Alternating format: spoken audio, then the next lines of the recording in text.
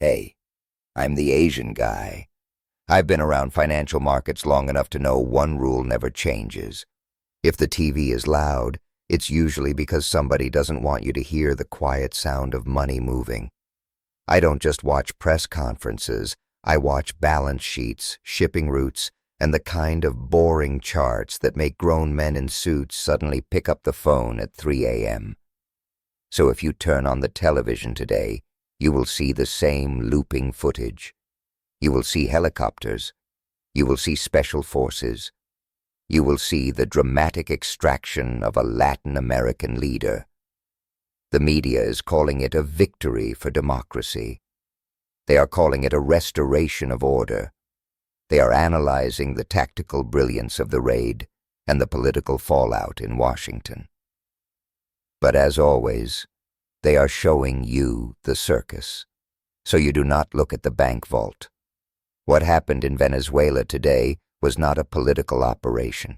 It was not about human rights. It was not even really about Nicolas Maduro. It was a margin call.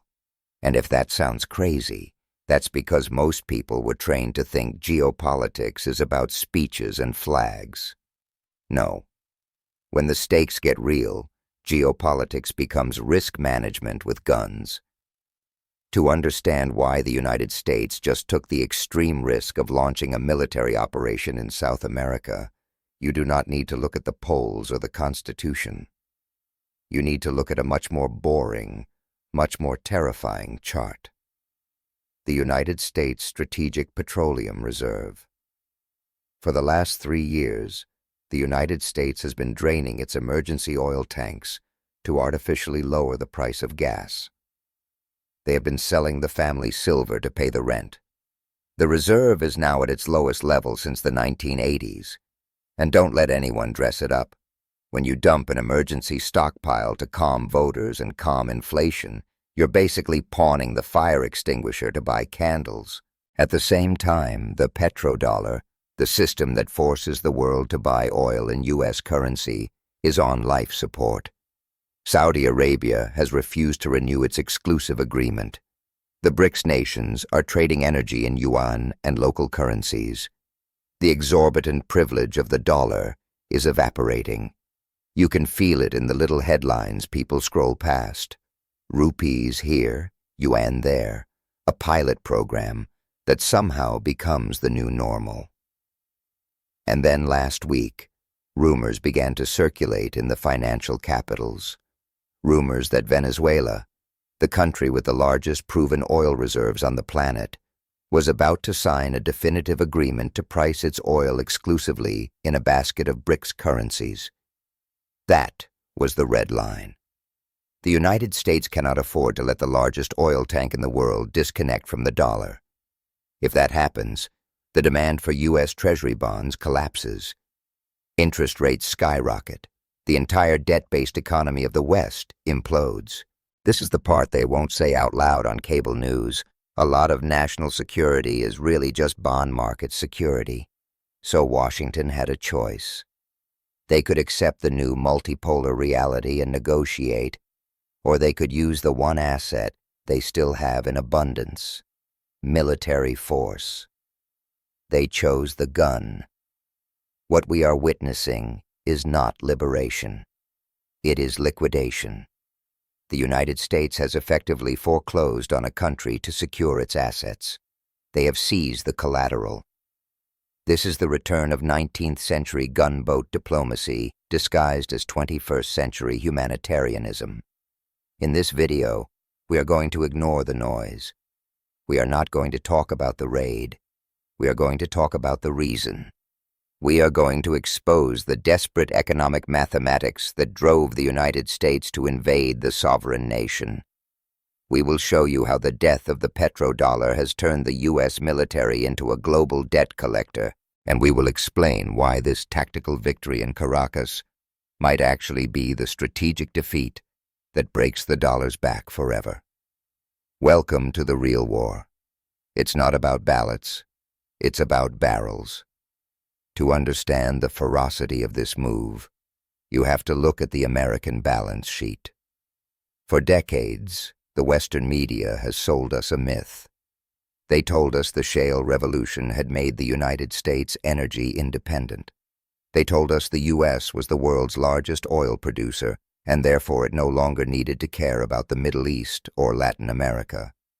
This was a half-truth, and in geopolitics, a half-truth is a full lie. The United States does produce a massive amount of oil, but it produces light, sweet crude. It is like champagne, bubbly, light, and expensive. The problem is that the American industrial machine, the massive refineries in Texas and Louisiana, was built 50 years ago. It was designed to process heavy, sour crude. It was built to run on the thick sludge-like oil that comes from the Middle East and Venezuela. This is the refinery mismatch that the mainstream economists ignore. The U.S. produces champagne, but its engines run on diesel. For decades, they solved this by importing heavy oil from Saudi Arabia. But that relationship is dead. We have discussed this in previous videos. Saudi Arabia is no longer the gas station of the West. Riyadh is cutting production to keep prices high. They are joining the BRICS. They are ignoring calls from the White House. So the United States faced a math problem. They were running out of the specific type of oil they need to keep their economy functioning. And worse, they had already played their ace card. Over the last 2 years, in a desperate attempt to stop inflation from destroying the sitting president's approval ratings, the administration drained the Strategic Petroleum Reserve, SPR. The SPR is meant for war. It is meant for national emergencies. It is not meant to buy votes. Yet they opened the taps. They flooded the market with millions of barrels to keep gas prices artificially low. Now the bill has come due. The SPR is hollowed out. The emergency tank is empty. And just as the tank hit empty, the Middle East flared up, threatening to cut off supply entirely. Washington looked at the map. They looked for heavy crude. Canada? They're already pumping at max capacity. Russia? Sanctioned and hostile. Saudi Arabia? Uncooperative and pivoting east. So that left only one option. The largest proven reserves on the planet. The massive heavy crude fields of the Orinoco Belt, Venezuela. For years, the U.S. tried to starve Venezuela into submission with sanctions. They tried to create a parallel government. They tried soft coups. None of it worked. The oil stayed in the ground. Or worse, it started leaking out to China via dark fleet tankers. The economic pressure in Washington became unbearable. If oil prices spiked to $150 a barrel because of a Middle East conflict, the U.S. economy, already teetering on recession, would collapse. The dollar would lose its purchasing power overnight. They could not afford to buy Venezuela's oil at market prices, and they certainly couldn't afford to let China buy it. So the calculation changed. Containment was no longer an option. Possession became the necessity. This is why the narrative changed so fast. Just a few months ago, there were talks of easing sanctions. There were diplomats shaking hands. But when the SPR hit critical lows, the handshake turned into a fist. The U.S. military operation was not launched to save the Venezuelan people. It was launched to secure the Orinoco Belt. Yes, Orinoco, Orinoco. Call it what you want. The point is the same. The heavy crude lifeline. It was a hostile takeover of a distressed asset. Think about the timing. This operation happened just as global oil prices were threatening to break out. It happened just as the U.S. realized they could not refill the reserves on the open market without bankrupting the Treasury. They needed a new supplier who wouldn't ask for market rates. They needed a supplier they could control. They needed a vassal. And since the Saudi prince refused to be a vassal, they decided to create a new one in Caracas. It is a brutal, cynical application of power. The U.S. military is effectively acting as the private security force for the U.S. Department of Energy. But here is the catch. While this might solve the physical shortage of oil for a few months, It accelerates the financial disaster because the rest of the world is watching. Every country in the global south, from Nigeria to Brazil to Indonesia, is looking at Venezuela and thinking, if we refuse to sell our resources in dollars, will they come for us next? This fear does not create loyalty. It creates an exodus. If the empty oil tanks were the gun, the currency war was the bullet. We must remember the fundamental law of the post-1971 world. The US dollar is not backed by gold. It is not backed by industrial productivity. It is backed by a simple agreement made 50 years ago with the House of Saud. Oil must be sold in dollars. This is the magic trick, because every nation on earth needs oil, and every nation on earth needs dollars to buy it. This creates a permanent artificial demand for the US currency. It allows the United States to print trillions of dollars out of thin air, export the inflation to the rest of the world, and never face the consequences. This system is the exorbitant privilege. It is the source of American prosperity. But recently, the magic started to fade. We have watched the BRICS nations systematically dismantle this system. We saw Russia demanding rubles for gas. We saw the UAE settling oil trades in Indian rupees. We saw Saudi Arabia discussing the Petro-yuan with Beijing. And let me say it the way people whisper it on trading floors. Once the exceptions start, the whole rule starts dying. But Venezuela was the final straw.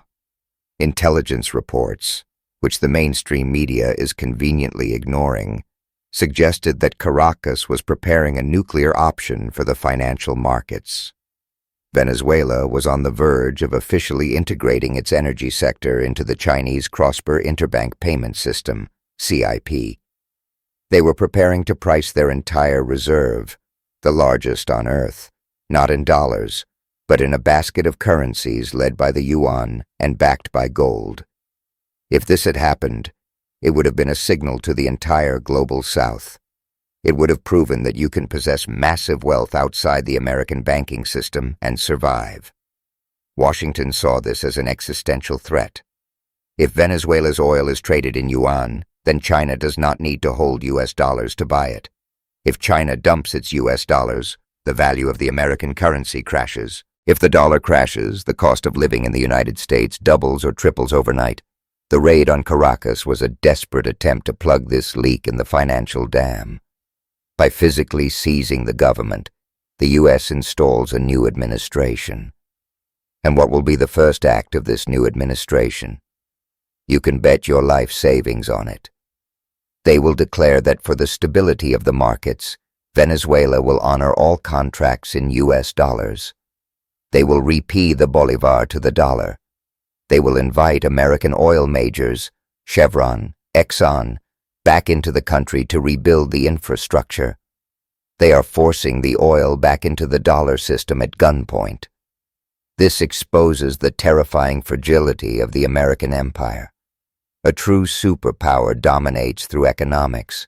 It offers the best trade deals, the best technology, the most stable currency.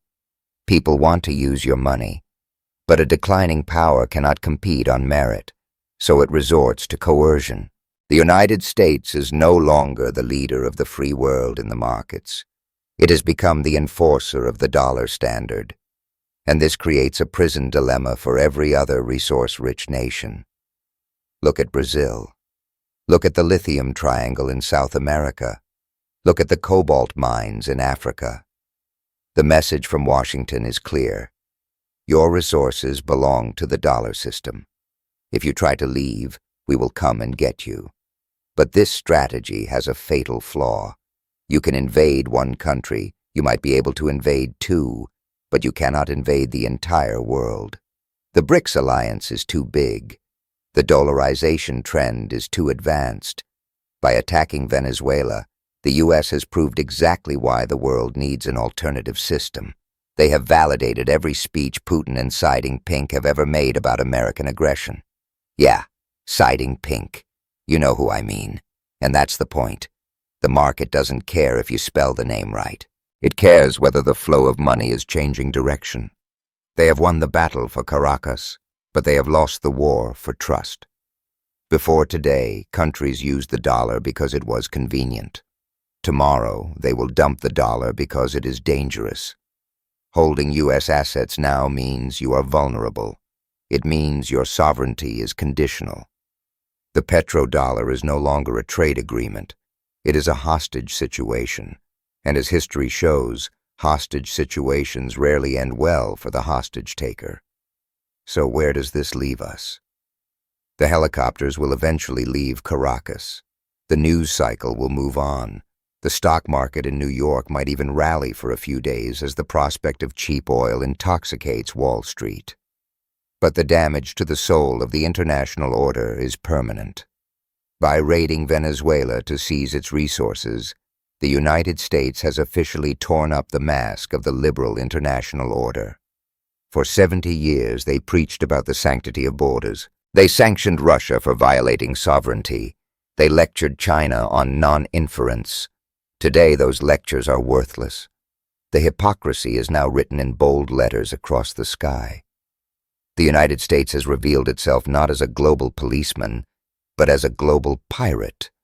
A pirate that is running low on supplies and is willing to board any ship to stay afloat. This act of desperation will not save the dollar. It will accelerate its demise. Think about the reaction in Riyadh. The Crown Prince of Saudi Arabia is watching this. He sees that an oil-rich leader was removed because he threatened the petrodollar status quo. Do you think this makes Saudi Arabia more loyal to Washington? No. It makes them paranoid. It convinces them that they must move their wealth into gold, into yuan, into assets the U.S. military cannot reach. It convinces them to speed up their entry into BRICS. Think about the reaction in Beijing. China now knows that its energy supply lines from the Americas are not safe. This will force China to double down on its pipelines with Russia and Iran. It will force the Eurasian fortress to close its gates even tighter. The U.S. hoped to secure cheap oil. Instead, they have solidified the anti-American alliance. They have drawn a line in the sand, the West versus the rest. And in this new divided world, the West is finding itself outnumbered and out-resourced. You can steal Venezuela's oil for a year, maybe 2, but you cannot steal the future. The economic gravity is shifting to the east. The productive capacity is in the east. And now the moral high ground, as twisted as it sounds, is being claimed by the east. The Venezuela raid will go down in history books, not as a triumph of American power, but as the moment the American empire admitted it was bankrupt. They had to break the glass and pull the emergency lever. The oil may flow north for now, but the trust, the influence, and the legitimacy of the dollar have flowed away forever. The petrodollar is dead. Long live the empire of that's the real game. If you want more of these bank vault explanations, the stuff behind the circus, hit like, subscribe, and tell me in the comments what market mystery you want me to pull apart next.